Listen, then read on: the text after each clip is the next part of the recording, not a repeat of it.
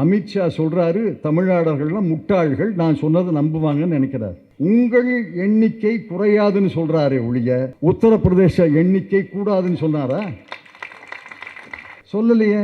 நமக்கு அதே 40 மக்கள் கணக்கெடுப்பு படி மறுசீரமைப்பு செய்தால் உத்தரப்பிரதேசத்துக்கு 120 ஆயிடும். பீகார் மக்கள் தொகை 12,68,00,000. பீகார் கணக்கெடுப்பு படி இதே 40 நமக்குன்னா பீகாருக்கு 40 இருக்கு. இன்னைக்கு பீகார் 65 ஆயிடும். மகாராஷ்டிரா 12,64,00,000, நமக்கு 40ன்னா பீகார் மகாராஷ்டிராக்கு நீங்க 48, அவங்களும் 65க்கு போயிடுவாங்க. நீங்க 543 சபையிலேயே 40 குரல் ஓரளவு கேட்குது. தமிழச்சி பாங்கனாங்கன்னா கணீர்னு கேட்குது. 848 பேர்ல 40 பேர் எந்த அளவுக்கு கேட்கும்? எத்தனை நிமிஷம் பேச விடுவாங்க? ஒரு கட்சிக்கு என்ன நேரம் கிடைக்கும்? இப்ப காங்கிரஸ் கட்சிக்கு 5-6 மணி நேரம் விவாதம்னா காங்கிரஸ் கட்சிக்கு 1 மணி நேரம் கிடைக்குது. திராவிட முன்னேற்ற கழகத்துக்கு 1 hour கிடைக்குதா? 30 நிமிஷம் கிடைக்குது. 848 பேருக்கு 5-6 மணி நேரத்தை பகிர்ந்து தரணும்னா திராவிட முன்னேற்ற கழகத்துக்கு 15 நிமிஷம் தான் கிடைக்கும். இதெல்லாம் ரொம்ப பேராபத்து. இதுல இன்னொரு பேராபத்து இருக்கு. ஒரு கட்சி வடநாட்டில் உத்தரப்பிரதேசம், பீகார், மத்திய பிரதேசத்தில் வெற்றி பெற்றாலே ஆட்சி அமைச்சிடும். தமிழ்நாட்டுக்கு தேர்தலுக்கே வர வேண்டாம். அவங்களுக்கு தமிழ்நாட்டில் பாரதிய ஜனதா கட்சி போட்டியிடாவிட்டால் நான் மகிழ்ச்சி அடைகிறேன். ஆனா தமிழ்நாட்டில் தேர்தலுக்குள்ள நுழையாமலே, தமிழ்நாட்டில் தேர்தல் களத்துள்ள நுழையாமலே ஆட்சி அமைச்சு விடலாம். ஆட்சி அமைத்து விட்டார்கள் என்றால் தமிழ்நாட்டினுடைய குரல் யார் கேட்பாங்க? உன் ஆதரவு வேண்டாம், உன் ஓட்டும் வேண்டாம், அதைத்தானே செய்வாங்க. இன்னைக்கு டெலிவிஷன்ல ஓடிட்டு இருக்கு. யுக்ரைன் அதிபர் ஜெலன்ஸ்கிய எந்த அளவுக்கு அமெரிக்க ஜனாதிபதியும் துணை ஜனாதிபதியும் அவமதித்தார்கள் என்பதை பாருங்க. தயவு செய்து பாருங்க.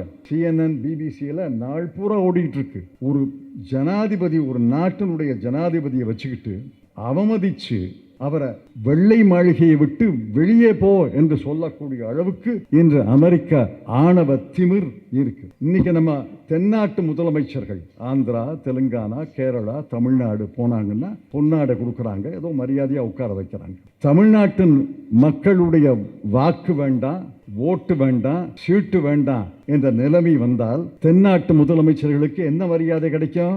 வெள்ளை மாளிகையிலே ஜெலன்ஸ்கி நடந்ததுதான் தென்னாட்டு முதலமைச்சர்களுக்கு நடக்கும். ஆக இந்த தொகுதி சீரமைப்பு என்பது மிகப்பெரிய கத்தி நம்முடைய கழுத்துல தொங்கு. பீகார் நிலைமை இன்னும் மோசம்.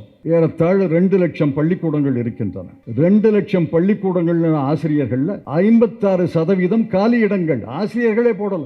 100 ஆசிரியர்கள் இருக்க வேண்டிய இடத்துல 44 ஆசிரியர்கள் தான் இருக்காங்க. கணித பாடம், வரலாற்று பாடம், பூகோள பாடம், விஞ்ஞான பாடம், இதுக்கெல்லாம் ஆசிரியர்களே கிடையாது. தமிழுக்கு ஆசிரியர்களை நியமிக்க போறாங்க, தெலுங்குக்கு ஆசிரியர்களை நியமிக்க போறாங்க. யாரை ஏமாற்றுகிறார்கள் கேட்கிறேன். மத்திய அரசுடைய கல்வி அமைச்சர் சொல்லட்டும். எத்தனை பள்ளிக்கூடங்கள், எத்தனை அரசு பள்ளிக்கூடங்கள் வடநாட்டில் ஆங்கில ஆசிரியர்கள் இருக்கிறாங்கன்னு சொல்லட்டும். 2வது மொழி ஆங்கிலம். ஆங்கில ஆசிரியரே கிடையாது. 3வது மொழிக்காக போறீங்க நீங்க. 2வது படியிலேயே தடுமாறி விழுந்துட்டீங்க. 3வது படியை எப்படி ஏற முடியும்? ஒரு மொழி கொள்கை தான், ஒன் லாங்குவேஜ் ஃபார்முலா. வடநாடு முழுவதும் ஒரு மொழி கொள்கை. முதலமைச்சருடைய பிறந்த நாள் விழாவுக்காக இங்கே கூடியிருக்கிறீர்கள். ஆண்டுதோறும் பிறந்த நாள் வருவது இயல்பு, இயற்கை. ஆனால் இந்த பிறந்த நாள் ஒரு அபூர்வமான சூழ்நிலையிலே வந்திருக்கிறது என்பதை நீங்கள் உணர்ந்திருப்பீர்கள் என்று நம்புகிறேன்.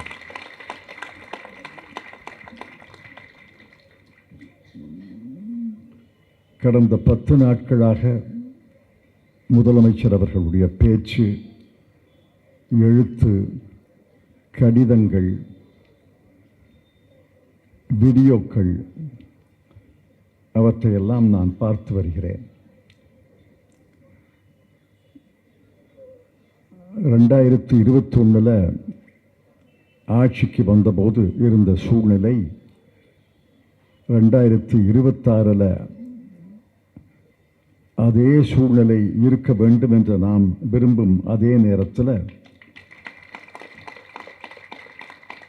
நம்முடைய பகைவர்கள் 2026 அந்த சூழ்நிலையை மாற்றுவதற்காக முயற்சி செய்கிறார்கள் என்பதைத்தான் இந்த 10 நாட்கள் நமக்கு அறிவுறுத்துகின்றன.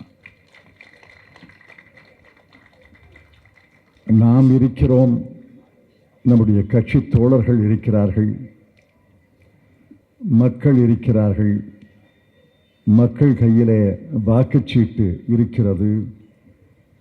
தேர்தல் கமிஷன் என்று இருந்தாலும் அதையும் மீறி நமக்கு வெற்றி கிடைக்கும் என்று நாம் நம்பியிருக்கிறோம். அந்த நம்பிக்கை நிச்சயமாக வெற்றி பெறும் என்று நான் உறுதியாக நம்புகிறேன். ஆனால் மற்றவர்கள், மற்ற அணியை சார்ந்தவர்கள் மக்களை நம்பி நாம் தேர்தலிலே வெற்றி பெற முடியாது. ஆகவே இங்கே முடிந்துவிட்ட ஒரு போரை மீண்டும் தொடங்குகிறார்கள். இந்த போர் பல ஆண்டுகளுக்கு முன்னாடி தொடங்கியது. 1930களிலே தொடங்கியது. 1965 இந்த போர் உச்சகட்டத்தை அடைந்தது. அந்த போர் நிகழும் என்று உணர்ந்ததாலோ என்னவோ அன்றைய பிரதமர் 1963ஆம் ஆண்டில் இருந்த பிரதமர் ஜவஹர்லால் நேரு அவர்கள் 15 ஆண்டுகளிலே அரசியல் சாசனத்தின்படி இந்திதான் ஆட்சி மொழியாக இருக்கும் என்று ஷரத்து இருந்தாலும் இந்தி பேசாத மக்கள் விரும்பும் வரை ஆங்கிலம் தொடரும் என்று நான் உறுதி கூறுகிறேன் என்று சொன்னார். எவ்வளவு தீர்க்க தரிசனமான வார்த்தைகள் என்று பார்க்க வேண்டும். இந்தி ஆட்சி மொழி என்று அரசியல் சாசனம் சொல்கிறது. ஆனால் இந்தி பேசாத மக்கள் விரும்பும் வரை ஆங்கிலம் கூடுதல் ஆட்சி மொழியாக இருக்கும் என்று நான் உறுதி கூறுகிறேன் என்று சொன்னார். அதையும் மீறி 1965 மொழிப்போர் வெடித்தது.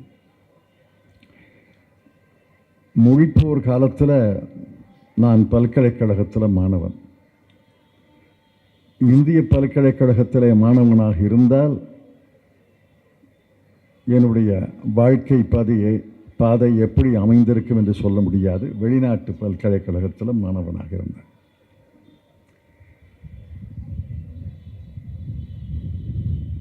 இன்று ஏறத்தாழ 60 ஆண்டுகளுக்கு பிறகு இந்த பிரச்சனையை ஏன் எழுப்புகிறார்கள்? யோசிக்கலாம். 1965 முடிந்த பிரச்சனை, முடிந்ததாக நாம் நினைத்து கொண்டிருக்கும் பிரச்சனை முடிய வேண்டும் என்பதற்காக பலர் சிறை சென்றார்கள், பலர் உயிரிழந்தார்கள், பலர் கல்வி தடைப்பட்டது, மிகப்பெரிய பிரளயம் தமிழ்நாட்டிலே ஏற்பட்டது. 60 ஆண்டுகளுக்கு பிறகு இந்த பிரச்சனையை ஏன் கிளப்புகிறார்கள்? இப்போ நாங்கள்லாம் நாடாளுமன்றத்தில் இருக்கிறோம்.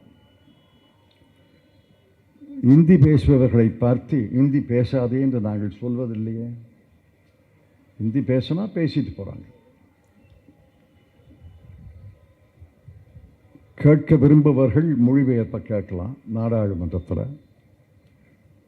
கேட்க விரும்பாதவர்கள் இந்த மௌனப்படம் மாதிரி பார்க்கலாம்.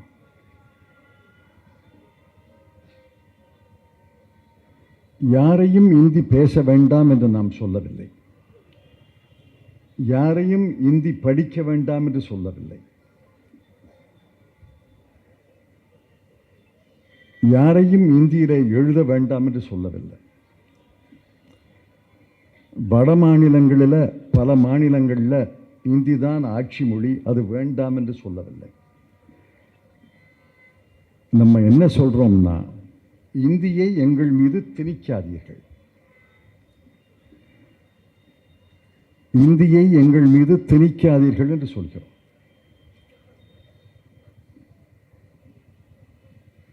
2-3 நிகழ்வுகள் இந்த 60 ஆண்டுகளிலே நடந்து விட்டது. அது சரித்திர நிகழ்வுகள். சரித்திரத்தை யாரும் மாற்ற முடியாது. இப்படித்தான் உலகம் வளரும், மாறும், விரியும் என்றால் அதை யாரும் தடுக்க முடியாது, மறைக்க முடியாது.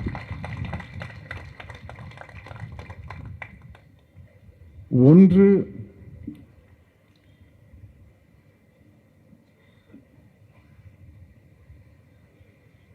ஜவஹர்லால் நேருடைய உறுதிமொழியை நம்பி 1965 மொழி போராட்டம் நடந்தபோது அன்றைய பிரதமர் வரவில்லை. ஆனால் அன்றைய அமைச்சர் இந்திரா காந்தி சென்னைக்கு வந்து என் தந்தை கொடுத்த வாக்குறுதியை நானும் தருகிறேன் என்று சொன்னார். அந்த வாக்குறுதி தொடர்ந்து அடுத்தடுத்து வந்த அரசுகளால் ஏறத்தாழ காப்பாற்றப்பட்டது. பல அரசுகள் வந்தது.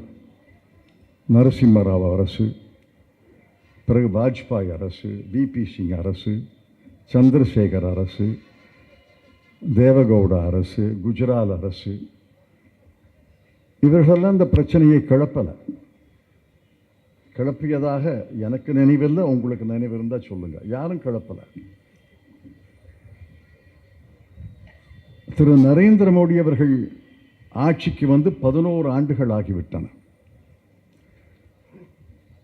10 ஆண்டுகளாக கிளப்பாத பிரச்சனையை 11வது ஏன் கிளப்புறாங்க? இதெல்லாம் ஆழமாக யோசிக்கணும். எதற்காக கிளப்புகிறார்கள்? இந்த ஆண்டு கிளப்புவதற்கு ஒரே காரணம், அடுத்த ஆண்டு தேர்தல் வருகிறது தமிழ்நாட்டில். தமிழ்நாடு மிகப்பெரிய அரணாக, தடையாக அவர்களுக்கு இருக்கிறது. வடநாட்டில் ஹிமாச்சல் பிரதேசத்தை தவிர, மேற்கு வங்காளத்தை தவிர அனைத்து மாநிலங்களும் ஏறத்தாழ பாரதிய ஜனதா கட்சியுடைய ஆட்சி அல்லது அவர்களுடைய தோழமை கட்சியுடைய ஆட்சி. தென்னாட்டுக்குள்ள நுழைய முடியல.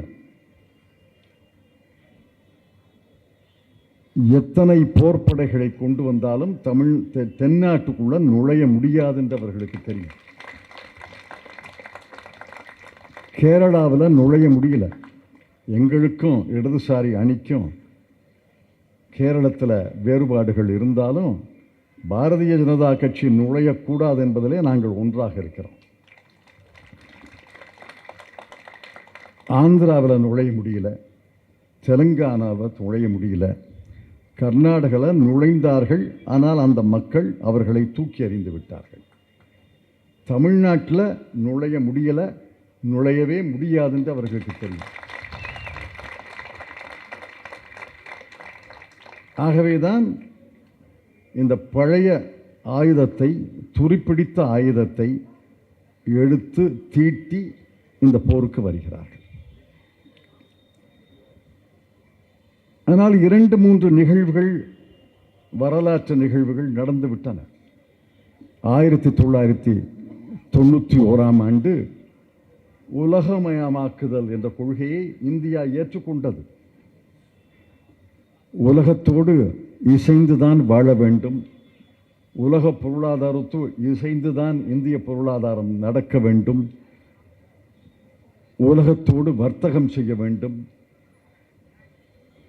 உலக முதலீடு இந்தியாவுக்கு வர வேண்டும், இந்திய முதலீடு வெளிநாடுகளுக்கு போக வேண்டும், ஏற்றுமதி இறக்குமதி எல்லாம் விரிய வேண்டும், பெருக வேண்டும் என்ற கொள்கையை 1991 எடுத்துக்கொண்டு ஏற்றுக்கொண்டு தொடர்ந்து வந்த அரசுகள், நரேந்திர மோடி அரசு உட்பட அதை மாற்ற முடியவில்லை.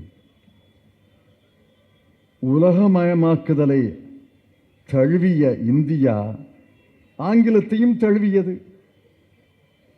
உலகமயமாக்குதலை ஆங்கிலத்தை தவிர்த்து பார்க்க முடியாதே. உலகமயமாக்குதல், உலகத்தோடு இசைந்துதான் இந்திய பொருளாதாரம் இயங்க வேண்டும் என்று ஏற்றுக்கொண்ட அதே நேரத்தில் ஆங்கிலத்தையும் ஏற்றுக்கொண்டோம். ஆங்கிலம் வலுவடைந்திருக்கிறது. இந்தி நுழைந்ததால் ஆங்கிலம் பலவீனமடையவில்லை, ஆங்கிலம் வலுவடைந்திருக்கிறது. வர்த்தகத்தில், அந்நிய நாட்டு உறவுகளில், ஏற்றுமதியில், இறக்குமதியில், அந்நிய நாட்டு சுற்றுலா பயணிகள் இந்தியாவுக்கு வருவதில், இந்தியர்கள் வெளிநாட்டுக்கு போவதில் ஆங்கிலம் அதிகரித்திருக்கிறது. இரண்டாவது, அரசு உணர்வதை விட பெற்றோர்கள் உணர்ந்திருக்கிறார்கள். இன்று பெற்றோர்கள் ஆங்கில பயிற்சி பள்ளிகளை கேட்கிறார்கள். இங்கிலீஷ் மீடியம் பள்ளிக்கூடம் வேணும். ஆந்திராவில், தெலுங்கானாவில், ஆந்திராவில் நினைக்கிறேன் 60 பள்ளிக்கூடங்களை அரசு இந்த ஆண்டு அனுமதித்திருக்கிறது. 53 பள்ளிக்கூடங்கள் ஆங்கில பயிற்சி இங்கிலீஷ் மீடியம் பள்ளிக்கூடங்கள். ஆக மக்கள் ஆங்கிலத்தின் தேவையை உணர்கிறார்கள். இந்த சூழ்நிலையில் இந்தியை கற்க வேண்டும் என்று வற்புறுத்துகிறார்கள்.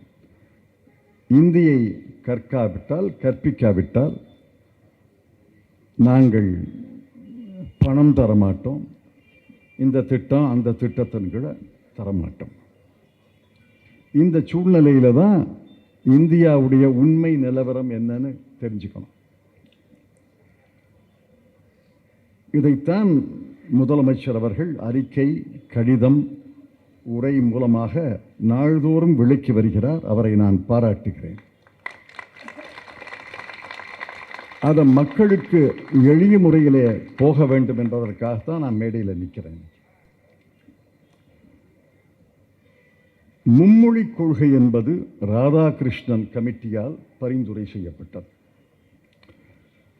ஆனால் இன்று சொல்கிறேன், ஊடகங்கள் இதை எழுத வேண்டும். ராதாகிருஷ்ணன் கமிட்டி பரிந்துரைக்கு பிறகு இந்திய வரலாற்றிலேயே எந்த மாநிலமும் மும்மொழி கொள்கையை அமல் செய்ததே கிடையாது. மீண்டும் சொல்கிறேன், எந்த மாநிலமும் மும்மொழி கொள்கையை அமல் செய்ததே கிடையாது. 3 language formula has never been implemented by any state government. தமிழ்நாட்டில் மட்டும் வற்புறுத்துகிறார். வற்புறுத்துபவர்கள் முக லட்சணத்தை நான் சொல்றேன். மும்மொழி கொள்கை என்ன? தேசிய கல்விக் கொள்கை என்று 2020 மோடி அரசு அறிவித்தது. அந்த கொள்கை என்ன சொல்கிறது? முதல் மொழி தாய்மொழி, இரண்டாவது மொழி ஆங்கிலம், மூன்றாவது மொழியாக ஏதாவது ஒரு மொழியை கற்றுக் கொடுங்கள், கற்றுக்கொள்ளட்டும் என்று சொல்கிறார்.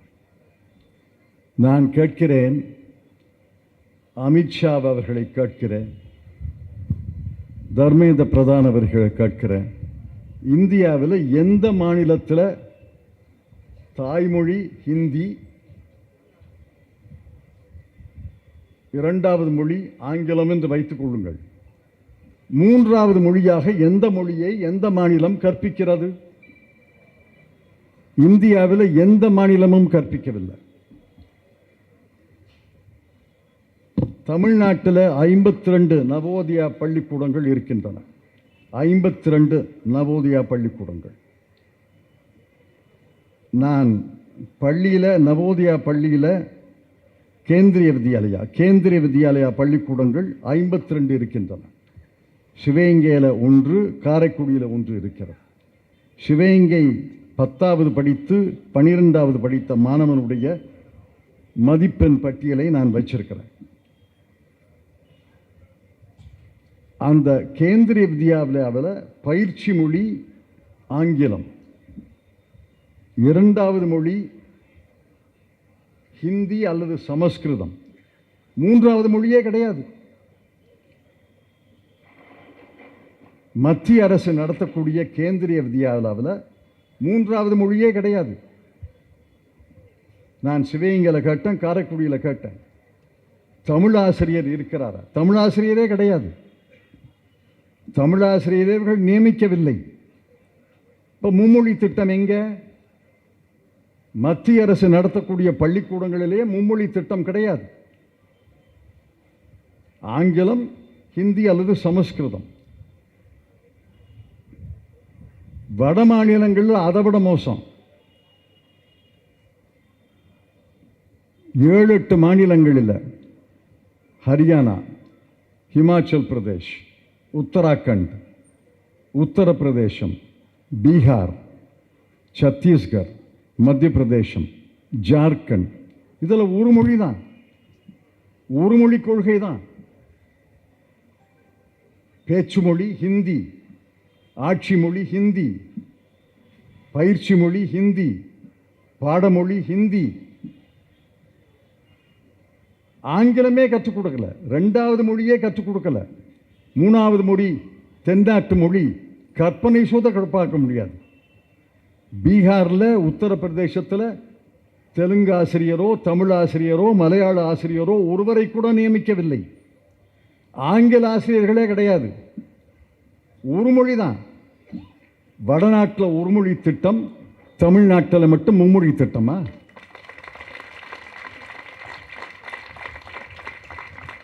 நான் மத்திய அரசை பகிரங்கமாக குற்றச்சாட்டுகிறேன்.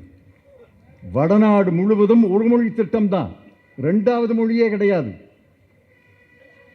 நான் பல மாநிலங்களிலே சுற்றுப்பயணம் செய்திருக்கிறேன். அமைச்சராகவும் சென்றிருக்கிறேன், அமைச்சர் இல்லாத நிலையிலையும் சென்றிருக்கிறேன். அந்த பள்ளிக்கூடங்களில் படிக்கிற பிள்ளைங்களுக்கு ஆங்கிலமே பேச முடியாது, பேச தெரியாது. கற்றுக் கொடுத்தா தானே பேசுவாங்க. நகர்ப்புறங்களில் இருக்கிற தனியார் பள்ளிக்கூடங்களில் ஓரளவு ஆங்கிலம் பேசுகிறாங்க. நகர்ப்புறத்தை ஒட்டி இருக்கக்கூடிய தனியார் பள்ளிக்கூடங்களில் ஓரளவு ஆங்கிலம் பேசுகிறாங்க. ஊரக பகுதிகளுக்கு, கிராம பகுதிகளுக்கு சென்றால் ஒரு பிள்ளை கூட ஆங்கிலம் பேச முடியாது, எழுத முடியாது. நீங்க 2 மொழி கொள்கையை, 2 மொழிகளை கற்பிக்கவில்லை, ஒரு மொழியை கற்பிக்கிறீர்கள். தமிழ்நாட்டுக்கு மட்டும் மும்மொழி திட்டம் என்று எந்த முகத்தோடு வந்து எங்களிடம் பேசுகிறீர்கள்? பீகார் நிலைமை இன்னும் மோசம். ஏறத்தாழ 2 லட்சம் பள்ளிக்கூடங்கள் இருக்கின்றன. 2 லட்சம் பள்ளிக்கூடங்கள் ஆசிரியர்கள் 56% காலியிடங்கள், ஆசிரியர்களே போடல. 100 ஆசிரியர்கள் இருக்க வேண்டிய இடத்துல 44 ஆசிரியர்கள் தான் இருக்காங்க. கணித பாடம், வரலாற்று பாடம், பூகோள பாடம், விஞ்ஞான பாடம், இதுக்கெல்லாம் ஆசிரியர்களே கிடையாது. தமிழுக்கு ஆசிரியர்களை நியமிக்க போறாங்க, தெலுங்குக்கு ஆசிரியர்களை நியமிக்க போறாங்க. யாரை ஏமாற்றுகிறார்கள் கேட்கிறேன்.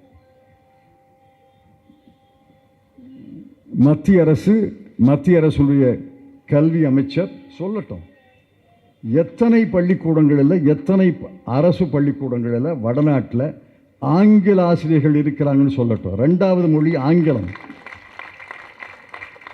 ஆங்கில ஆசிரியரே கிடையாது. 3வது மொழிக்காக போறீங்க நீங்க.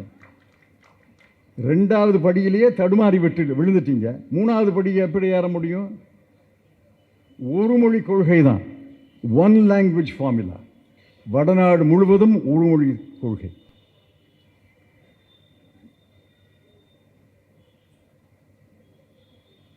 தமிழ்நாட்டில் இந்தியை யாரும் எதிர்க்கல, இந்தி திணிப்பை தான் எதிர்க்கிறோம். கேந்திரிய வித்யாலயா பள்ளிக்கூடங்களில் தமிழை கற்பிக்கவில்லை, 3வது மொழியை கற்பிக்கவில்லை. சிபிஎஸ்இ பள்ளிக்கூடங்களில் 642 இருக்கு தமிழ்நாட்டில்.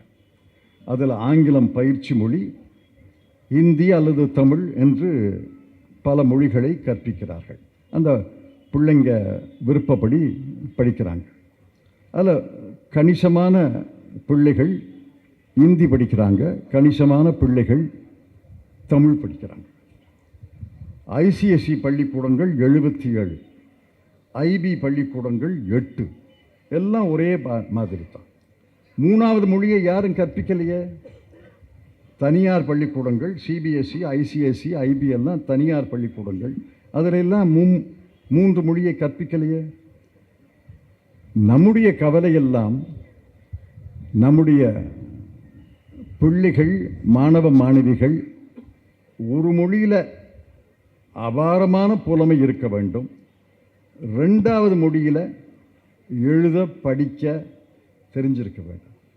ரெண்டாவது மொழியை தாண்டாமல் மூணாவது மொழிக்கு எப்படி போகிறது? நீங்கள் கொஞ்சம் குளத்தூரை தாண்டி கிராமத்துக்கு போங்க, கிராமத்தில் ஒரு பள்ளிக்கூடத்துக்கு போங்க. நான் சிவகங்கை மாவட்டத்தை சார்ந்தவன். நிறைய கிராமங்கள் இருக்கு. அந்த கிராமங்களில் இருக்கிற பள்ளிக்கூடத்தில் உயர்நிலை பள்ளி இருக்குது, நடுநிலை பள்ளி இருக்குது, மேல்நிலை பள்ளி இருக்குது. அந்த பள்ளிக்கூடத்தில் நூலகம் திறக்கிறோம், போய் விழாக்களை கலந்துக்கிறோம். பெரும்பகுதி பிள்ளைகளுக்கு ஆங்கிலத்தில் சரளமாக பேசவோ எழுதவோ முடியாது. அது உங்களுக்கே தெரியும். சென்னையில் இருந்தவங்கள்லாம் சென்னையிலையா பிறந்தாங்க, இங்கே தான் அவதாரமா? எல்லாம் ஊர்லேருந்து வந்தவங்க தானே. பொங்கலுக்கு போகிறீங்க, தீபாவளிக்கு போகிறீங்க, நெடுஞ்சாலை பூரா வண்டி போயிட்டே இருக்குது சென்னையிலேருந்து. ஊருக்கு போகும்போது கேளுங்க, எந்த கிராம பள்ளிக்கூடத்தில் ரெண்டாவது மொழியை சிறப்பாக பேச எழுத பயிற்சி கிடைச்சிருக்கு? அது நம்முடைய குறை. அந்த குறையை நம்ம தீர்த்துக்கணும். தமிழ் மட்டும் போதாது, ஆங்கிலமும் வேண்டும் என்று இருமொழி கொள்கையை ஏற்றுக்கொண்ட அரசுகள், தமிழ்நாடு அரசு உட்பட தமிழை மட்டும் செம்மையாக சொல்லிக் கொடுத்தால் போதாது, ஆங்கிலத்தையும் சொல்லிக் கொடுக்க வேண்டும் என்று வற்புறுத்த வேண்டும். பள்ளித்துறை, கல்வித்துறையை வற்புறுத்த வேண்டும். அவர்கள் இன்னும் முயற்சி எடுக்க வேண்டும். இன்னும் பெருமுயற்சி எடுத்து ஆங்கிலத்தில் சரளமாக பேச நம்முடைய பிள்ளைகளுக்கு கற்றுக் கொடுக்க வேண்டாம். அதில் ஒன்றும் கருத்து வேறுபாடு கிடையாது. மூன்றாவது மொழி எங்கே வந்துச்சு?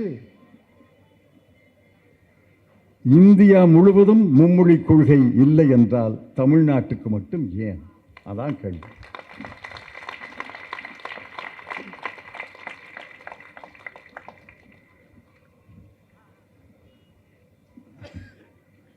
இதில் தான் முதலமைச்சருடைய திறனை, முதலமைச்சருடைய ஆற்றலை, முதலமைச்சருடைய முகத்தை நான் பார்க்கிறேன். இந்த மேடை யார் அமைச்சது? அறநிலையத்துறை அமைச்சர். அறநிலையத்துறை அமைச்சர் அமைச்சிருக்கார். அவருக்கு தெரியும் ஒரு பாடல், தமிழச்சிக்கு தெரியும். முருகனை பற்றி பாடும்போது ஏறுமையில் ஏறி விளையாடு முகம் ஒன்றேன்னு ஒரு பாடல் இருக்கு, தெரியுமா? உங்களுக்கு தெரியும். ஏறுமையில் ஏறி விளையாடு முகம் ஒன்றே, ஒரு முகம். அவர் பதவி ஏற்றான்று அந்த முகத்தை பார்த்தேன். ஏறுமையில் ஏறி விளையாடு முகம் ஒன்றே, ஈசருடன் ஞானமொழி பேசும் முகம் ஒன்றே, கூறுமடி ஆர்கள் வினை தீர்க்க முகம் ஒன்றே, குந்துருவ வேல் வாங்கி நின்ற முகம் ஒன்றே. அந்த முகத்தை எல்லாம் பார்த்துட்டோம். 4 வருஷத்தில் பார்த்துட்டோம்.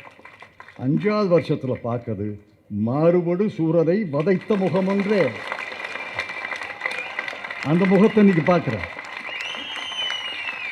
மாறுபடு சூரரை வதைத்த முகம் ஒன்றே. அடுத்த முகம் அடுத்த ஆண்டு வரும்னு இந்தியா கூட்டணி நம்புகிறது. வள்ளியை மனம் புணர வந்த முகம் ஒன்று. வள்ளினா தேர்தல் வெற்றின்னு வச்சுக்கோங்க. வள்ளியினது பொருள் தேர்தல் வெற்றி. அது அடுத்த வருஷம். இந்த வருஷம் நம்முடைய நலனை எதிர்ப்பவர்கள், தமிழ்நாட்டு நலனை எதிர்ப்பவர்கள், நம்முடைய தனித்தன்மையை எதிர்ப்பவர்கள்,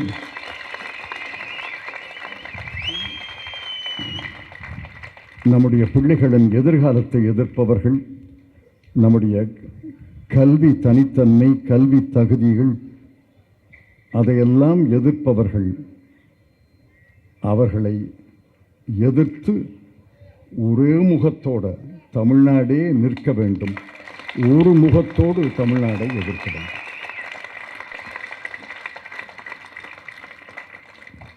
இன்னொரு சோதனை வந்திருக்கிறது. தொகுதி மறுசீரமைப்பு. இதையும் மிகுந்த கவனத்தோடு இருக்கணும். 1931 அதுக்கு முன்னாடியே மக்கள் கணக்கெடுப்பு நடந்தது. 10 ஆண்டுகளுக்கு ஒரு முறை கணக்கெடுப்பு நடந்தது. காங்கிரஸ் கட்சி ஆட்சியில் இருந்தபோது ஒவ்வொரு 10 ஆண்டும் கணக்கெடுப்பு எடுத்தோம். கடைசி கணக்கெடுப்பு 1991 எடுத்தோம். 2021 எடுத்திருக்கணும். 2021 நரேந்திர மோடி அவர்கள் பிரதம மந்திரி. ஆனால் கணக்கெடுப்பு நடக்கலை. கேட்டால் அடுத்த வருஷம் இப்போ கொரோனா வந்திருக்கு, அது வந்திருக்குன்னு சொன்னாங்க. சரி, 2021க்கு பிறகு 22 ஆகி 23 ஆகி 24 25 வந்துருச்சு. கணக்கெடுப்பு நடக்கலை. இந்த வருஷமும் எடுக்க மாட்டாங்க. எப்படி சொல்கிறேன்னா, போன வருஷம் சென்சஸ் கமிஷனருக்கு பட்ஜெட்டில் நிதி ஒதுக்கியது ஏறத்தாழ 1000 கோடி ரூபாய். அவர் 1000 கோடி ரூபாயில் இந்தியா முழுவதும் மக்கள் கணக்கெடுப்பை எடுக்க முடியாது. 142 கோடி மக்கள் இருக்கிறார்கள். 142 கோடி மக்களுக்கு கணக்கெடுப்பை 1000 கோடியிலே நடத்த முடியாது என்று போன ஆண்டே சொன்னார். இந்த வருஷம் கணக்கெடுப்பு நடத்துகிறோம்னு போன வருஷம் சொன்னாங்க. நான் பட்ஜெட்டை பார்க்கும் பொழுது இந்த வருஷம் 1000 கோடிக்கு மேலாக அவர் கேட்ட பணத்தை கொடுப்பார்கள் என்று நினைத்தேன். ஆனால் இந்த வருஷம் 500 கோடி ரூபா தந்திருக்காங்க. அதுலேருந்தே தெரியுது கணக்கெடுப்பு நடத்த மாட்டார்கள். இப்போ கணக்கெடுப்பு நடத்த மாட்டார்கள் என்பதை அன்னைக்கு நாங்கள்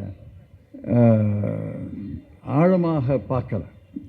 அதுக்கு காரணம் என்னென்னா, 1926 கணக்கெடுப்பு நடத்திய பிறகு தொகுதி மறுசீரமைப்பு என்று அரசியல் சட்டம் சொல்லுது. நாம் படித்தோமோ இல்லையோ, நரேந்திர மோடி படிச்சிருக்கார். 2026 கணக்கெடுப்பு நடத்தணும். இந்த கணக்கெடுப்பு நடந்த பிறகு தொகுதி சீரமைப்பு செய்யணும். அதான் அரசியல் சாசனத்தின் 81வது பிரிவு, 82வது பிரிவு. இந்த 2 பிரிவின்படி 2026க்கு பிறகு நடத்தக்கூடிய மக்கள் கணக்கெடுப்பின் அடிப்படையில் தொகுதி சீரமைப்பு செய்யணும். ஆக 26க்கு முன்னாடி மக்கள் கணக்கெடுப்பை எடுத்திருந்தா அப்புறம் 36 வரைக்கும் காத்திருக்கணும். நான் சொல்கிறது புரியல. 1926க்கு முன்னாடி கணக்கெடுப்பு நடத்தியிருந்தா 2026க்கு முன்னாடி கணக்கெடுப்பு நடத்திருந்தா 2026க்கு பிறகு கணக்கெடுப்பு, பிறகுதான் தொகுதி சீரமைப்பு. 2026க்கு முன்னாடி கணக்கெடுப்பு நடத்திருந்தா இன்னும் 10 வருஷம் காத்திருக்கணும். 10 வருஷம் சீரமைக்க முடியாது, தொகுதி சீரமைப்பை செய்ய முடியாது. ஆகவே மத்திய அரசு கெட்டிக்காரத்தனம்னு சொல்லுவேன், குயுக்தியாக கெட்டிக்காரத்தனம், 2026க்கு பிறகு கணக்கெடுப்பு நடத்துவதற்காக 5 ஆண்டுகள் கணக்கெடுப்பை ஒத்தி வைத்தார்கள். இப்போ 2026க்கு பிறகு கணக்கெடுத்து தொகுதி சீரமைப்பை செய்வார்கள். அரசியல் சாசனத்தின் 81வது பிரிவு 82வது பிரிவு என்ன சொல்லுதுன்னா, மக்கள் தொகை அடிப்படையில் தான் தொகுதியை பிரிக்கணும். 2 கோடி பேருக்கு ஒரு நாடாளுமன்ற உறுப்பினர்னா 4 கோடி பேருக்கு 2 நாடாளுமன்ற உறுப்பினர்கள் அப்படின்னு ஒரு கணக்கு. 20 லட்சம் பேருக்கு ஒரு நாடாளுமன்ற உறுப்பினர்னா 1 கோடி பேருக்கு 5 நாடாளுமன்ற உறுப்பினர்கள். இன்னைக்கு 543 நாடாளுமன்ற உறுப்பினர்கள் இருக்கிறாங்க. இந்தியாவினுடைய மக்கள் தொகை இன்னைக்கு 2025 ஏறத்தாழ 145 கோடி. 145 கோடிக்கு 543 பேர்னா உத்தேசமாக மனக்கணக்காக சொல்கிறேன், 20 லட்சத்துக்கு ஒரு நாடாளுமன்ற உறுப்பினர். இன்னைக்கு நிலைமை 1971 கணக்கெடுப்பு, அந்த கணக்கு 1971 கணக்கெடுப்பு தான் இன்னைக்கு பிரிச்சிருக்காங்க. நமக்கும் பாண்டிச்சேரிக்கும் கணக்கு சுலபமாக சொல்கிறதுக்காக ரெண்டையும் சேர்த்துக்குங்க. 40 இடங்கள், உத்தரப்பிரதேசத்துக்கு 80 இடங்கள், நமக்கு 40 இடங்கள், உத்தரப்பிரதேசத்துக்கு 80 இடங்கள், ஒன்றிணைந்த பீகாருக்கு 50 இடங்கள். இப்போ பீகாரை பிரித்த பிறகு பீகாருக்கு 40 இடங்கள், மகாராஷ்டிராவுக்கு 48 இடங்கள் என்ன பிரிச்சிருக்காங்க. இது 1971 மக்கள் கணக்கெடுப்பு படி பிரித்து தேர்தல் கமிஷன் அறிவித்திருக்கிறது. அதில் ஒன்றும் சங்கடம் இல்லை. புதிய மக்கள் கணக்கெடுப்பு படி தொகுதி சீரமைப்பு செய்தால் என்ன ஆகுங்கிறத நீங்கள் தெளிவாக தெரிஞ்சுக்கணும். உத்தரப்பிரதேசத்தினுடைய இன்றைய மக்கள் தொகை 2023 கணக்குப்படி இன்றைய மக்கள் தொகை 23.5 கோடி. தமிழ்நாட்டு புதுச்சேரியினுடைய மக்கள் தொகை 7 கோடியே 70 லட்சம். அவங்க 23 கோடி 57 லட்சம், நம்ம 7 கோடி 69 லட்சம். நமக்கு 40 இடங்கள்னா அந்த கணக்கெடுப்பின்படி அவங்களுக்கு 120 இடங்கள். இப்பவே நம்முடைய குரல் கேட்பது கிடையாது. 120 பேர் உத்தரப்பிரதேசிலேருந்து வந்துட்டாங்கன்னா நம்ம குரல் அழுந்துமா அழுந்தாதா? 543 உச்சவரம்புன்னா அதுக்குள்ள எப்படி அடக்க முடியும்? அவங்களுக்கு 40 இடங்கள் கூட கொடுத்தா 543 அடக்க முடியாதுல்ல. அதுக்காகத்தான் தீர்க்க தரிசனத்தோடு நரேந்திர மோடி 848 பேர் கட்டடத்தை கட்டிட்டார். அப்ப 848 பேர்ல அவங்களுக்கு 120, நமக்கு அதே 40ன்னு வைங்க. அதைத்தான் அமித்ஷா சொல்றாரு. அமித்ஷா சொல்றாரு, தமிழ்நாடர்கள்லாம் முட்டாள்கள், நான் சொன்னதை நம்புவாங்கன்னு நினைக்கிறார். உங்கள் எண்ணிக்கை குறையாதுன்னு சொல்றாரே ஒழிய உத்தரப்பிரதேச எண்ணிக்கை கூடாதுன்னு சொன்னாரா?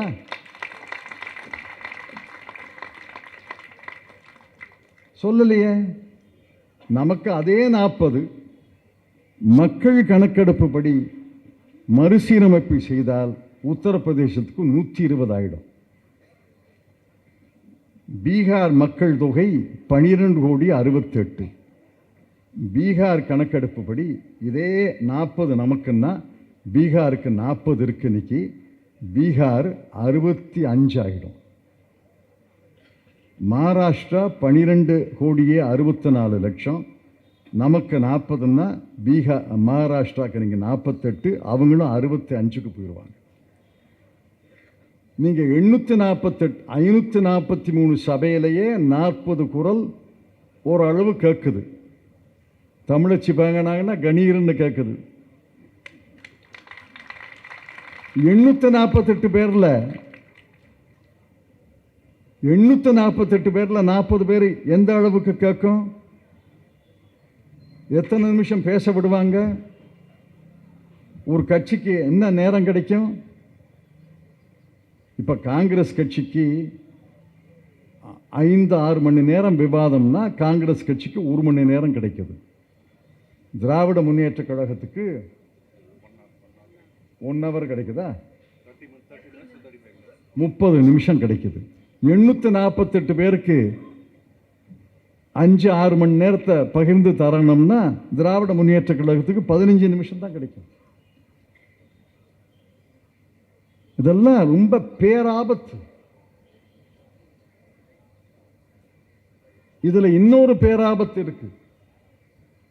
ஒரு கட்சி வடநாட்டில் உத்தரப்பிரதேசம், பீகார், மத்திய பிரதேசத்தில் வெற்றி பெற்றாலே ஆட்சி அமைச்சிடும்.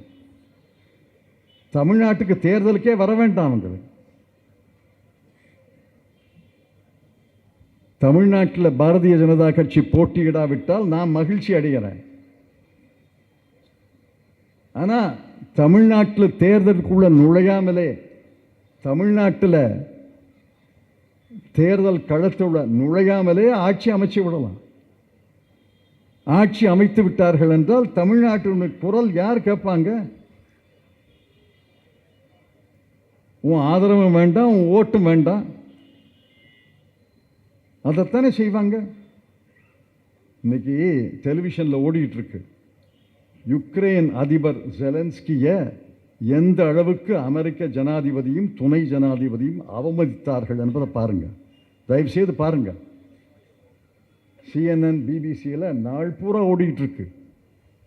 ஒரு ஜனாதிபதி, ஒரு நாட்டினுடைய ஜனாதிபதியை வச்சுக்கிட்டு அவமதிச்சு அவரை வெள்ளை மாளிகையை விட்டு வெளியே போ என்று சொல்லக்கூடிய அளவுக்கு இன்று அமெரிக்க ஆணவ திமிர் இருக்கு. இன்னைக்கு நம்ம தென்னாட்டு முதலமைச்சர்கள் ஆந்திரா, தெலுங்கானா, கேரளா, தமிழ்நாடு போனாங்கன்னா பொன்னாடை கொடுக்குறாங்க, ஏதோ மரியாதையாக உட்கார வைக்கிறாங்க. தமிழ்நாட்டின் மக்களுடைய வாக்கு வேண்டாம், ஓட்டு வேண்டாம், சீட்டு வேண்டாம் என்ற நிலைமை வந்தால் தென்னாட்டு முதலமைச்சர்களுக்கு என்ன மரியாதை கிடைக்கும்? வெள்ளை மாளிகையிலே ஜெலன்ஸ்கி நடந்தது தான் தென்னாட்டு முதலமைச்சர்களுக்கு நடக்கும். ஆக இந்த தொகுதி சீரமைப்பு என்பது மிகப்பெரிய கத்தி நம்முடைய கழுத்தில் தொங்கு. நமக்கு 40ன்னா அவங்களுக்கு 80 இருந்தா சரி, நமக்கு 40 அவர்களுக்கு 120ன்னா அது சரி அல்ல. இன்னும் சொல்ல போனா முழுமையாக தொகுதி சீரமைப்பின்படி மக்கள் தொகையின் அடிப்படையில் சீரமைத்தால் நமக்கு 40க்கு குறையும், அவங்களுக்கு 120க்கு கூடும். காரணம் என்ன? நம்முடைய மக்கள் தொகை ஸ்திரத்தன்மை ஒரு நிலைக்கு வந்துருச்சு. ஒரு பெண் எத்தனை குழந்தைகளை பெற்றுக்கொள்வார் என்பதை பொறுத்துத்தான் மக்கள் தொகை. ஒரு பெண், ஒரு தம்பதி 2 குழந்தைகளை பெற்றுக்கொண்டால் அந்த மாநிலத்தை, அந்த நாட்டினுடைய மக்கள் தொகை சமநிலைக்கு வந்துருச்சுன்னு அர்த்தம். 2 பேர், தாய் தகப்பன், 2 பிள்ளைங்க. அப்போ மக்கள் தொகை கூடாது, மக்கள் தொகை குறையாது. இறப்பு விகிதம் கூடினா தான் குறையும், மக்கள் தொகை கூடாது. அந்த நிலையத்தான் இன்னைக்கு பல ஐரோப்பிய நாடுகள் எட்டி விட்டன, சீனா எட்டி விட்டது, பல நாடுகள் எட்டி விட்டன.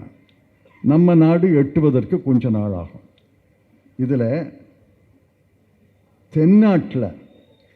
தென்னாடு 5 மாநிலங்கள், 5 மாநிலங்களுடைய குழந்தை பிறப்பு விகிதம், ஃபெர்டிலிட்டி ரேட் என்று சொல்லுவோம், 1.7, 1.7, 1.8, 1.8, 1.8. பீகார் 3.0, உத்தரப்பிரதேசம் 2.35. அவர்கள் மக்கள் தொகை கூடுகிறது. நான் அந்த மக்களை குறை சொல்லலை, அவங்களுக்கு கல்வி அறிவு வளர்ந்து, போக்குவரத்து வளர்ந்து, மருத்துவத்துறை வளர்ந்தால் அவங்க விகிதமும் குறையும். நான் அதை குறையாக சொல்லலை. ஆனால் அவர்கள் மக்கள் தொகை கூடுகிறது, நம்முடைய மக்கள் தொகை ஸ்திரத்தன்மையை அடைந்து விட்டது. ஆகவே தான் இந்த சோதனை வந்திருக்கு. இந்த சோதனையில் வெல்ல வேண்டும் என்றால் தென் மாநிலங்கள் ஒற்றுமையாக இருக்க வேண்டும். அதற்காகத்தான் முதலமைச்சர் தீர்க்க தரிசனத்தோடு அனைத்து முதலமைச்சர்களையும் அழைத்தார். அதில் தென்னாடு முதலமைச்சர்கள் 2 பேர் வந்தாங்களா, 2 பேர் வந்தாங்க. 5 பேரும் வந்துடுவாங்க, 5 பேரும் வந்துடுவாங்க. ஏன்னா அவர்களை தான் பாதிக்க போகுது. இன்னைக்கு ஆந்திராவில் 42 இருந்தது, இப்போ 2ஆக ஆந்திராவை பிரித்த பிறகு தெலுங்கானாக்கு 17, ஆந்திராவுக்கு 25ன்னு பிரிச்சிருக்காங்க. அந்த 17 இன்னும் குறைஞ்சிச்சுன்னா தெலுங்கானாவுக்கு என்ன முக்கியத்துவம் டெல்லியில் இருக்கும்? 25 இன்னும் குறைஞ்சதுன்னா ஆந்திராவுக்கு என்ன முக்கியத்துவம் டெல்லியில் இருக்கும்? கேரளாவுக்கு 20 தான். 20 16 ஆகிடும், 15 ஆகிடும். ஆக மிகுந்த எச்சரிக்கையாக இருக்கணும். இதை எப்படி சமாளிப்பது என்பதை தென்னாட்டு முதலமைச்சர்கள், தென் மாநில முதலமைச்சர்கள் ஆலோசித்து சாதுரியமாக அணுக வேண்டும் என்பது என்னுடைய வேண்டுகோள். அதற்கு முதலமைச்சர் தலைமை தாங்குவார் என்று நான் நம்புகிறேன். 2 கத்திகள் நம் கழுத்திலே தொங்குகின்றன, கழுத்தின் மேலே தொங்குகின்றன. ஒன்று மும்மொழி கொள்கை என்ற துருப்பிடித்த ஆயுதம், எந்த மாநிலத்திலையும் அமலாக்காத ஒரு கொள்கை நம் மீது திணிக்கிறார்கள். இன்னொன்று தொகுதி மறுசீரமைப்பு என்று நம்முடைய முக்கியத்துவத்தை, நம்முடைய பங்களிப்பை குறைக்க பார்க்கிறார்கள். இதில் கட்சி வேறுபாடெல்லாம் கிடையாது. யாராவது 1-2 தலைவர்கள் தனியாக குரல் கொடுத்துட்டு பரதேசியாக அலைஞ்சா பரவாயில்ல. கட்சி வேறுபாடு கூட. எல்லா கட்சிகளும் தமிழர்களுடைய கட்சி, எல்லா கட்சிகளையும் தமிழ் உணர்வு உள்ளவர்களுடைய கட்சி, எல்லா கட்சியிலையும் தமிழ்நாட்டின் நலனை விரும்புபவர்கள் இருக்கிறார்கள். தலைவர்களையெல்லாம் தூக்கி எறிந்து விடுங்கள், நீங்கள் தமிழனாக தலை நிமிர்ந்து நில்லுங்கள். அனைத்து மக்களும் தமிழனாக தலை நிமிர்ந்து நின்றால் இந்த போர்களில், இந்த 2 சோதனைகளிலே நிச்சயமாக தமிழ்நாடு வெல்லும். இறுதியாக ஒன்றை சொல்கிறேன், இதோடு என்னுடைய உரையை முடித்துக் கொள்கிறேன். மொழிப்போர் நடந்தது. தந்தை பெரியார் அவர்கள் மீது வழக்கு தொடரப்பட்டது. நீதிமன்றத்தில் அவர் நீதிபதி முன்னால் குற்றவாளியாக நிற்கிறார். வழக்காடவில்லை. என்ன சொன்னார் தெரியுமா? கோர்ட்டார் அவர்கள் திருப்தி அடையும் வகையில் தங்களால் எவ்வளவு அதிக சிறை தண்டனையை கொடுக்க முடியுமோ அவைகளை தாருங்கள். பழிமங்கம் உணர்ச்சி திருப்தி அடையும் வகையில் சிறையில் எவ்வளவு தாழ்ந்த வகுப்பு கொடுக்க இடமுண்டோ அதையும் கொடுத்து இவ்வழக்கு விசாரணை நாடகத்தை முடித்து விடும்படி வணக்கமாய் கேட்டுக்கொள்கிறேன் என்றார். எவ்வளவு தண்டனை கொடுத்தாலும் நான் ஏற்றுக்கிறேன். எவ்வளவு கீழான இந்த ஜெயிலில் கிளாஸ் A, கிளாஸ் Bன்னு எல்லாம் இருக்குது, அதை கொடுத்தாலும் ஏற்றுக்கிறேன். ஆனால் நான் வழக்கை நடத்த விடவில்லை, இந்த நாடகத்தை நிறுத்துங்கள். தமிழர்கள் 7,69,00,000 தமிழ்நாட்டிலே வாழ்பவர்கள். ஒரு குரலிலே நாம் தமிழர்கள், தன்மானம் உள்ளவர்கள். தமிழ் வரலாறு நமக்கு தெரியும், தமிழ் கலாச்சாரம் நமக்கு தெரியும், தமிழனுடைய துணிவு வீரம் நமக்கு தெரியும்.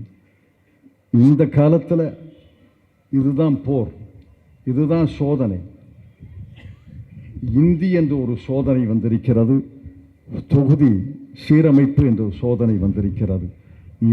இரண்டு சோதனைகளையும் தனி மனிதர்கள் ஒவ்வொருவரும் தமிழனாக தலை நிமிர்ந்து நின்று இந்த சோதனையிலே வெல்லுவோம் என்று இந்த நேரத்தில் உறுதியளித்துக் கொண்டு தமிழ்நாடு முதலமைச்சர் இந்த முயற்சிக்கு தலைமை தாங்குவதை நான் வாழ்த்துகிறேன்.